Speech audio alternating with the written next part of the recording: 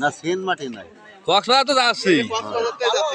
কক্সবাজার তো যাতে হয় পানির পথে গিয়েছি, আমি গিয়েছি সেখানে। টেকনাফ হয়ে গেলে খরচ কম, সেখানে চারিদিকে আছে নদী খালি, আর ওই তবে সেন্ট মার্টিন যেতে হবে, 2500 টাকা লাগলেও যেতে হবে। সেন্ট মার্টিন না গেলে ওই কক্সবাজার যাওয়ার না যাওয়ার সমান। আর কেমন যাবার সময় খুব কষ্ট হবে না।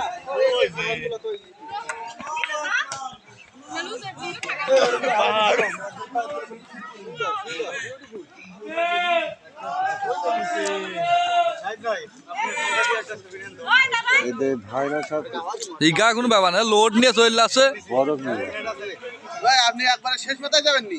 হ্যাঁ হ্যাঁ, এ তো রিয়েল হিরো।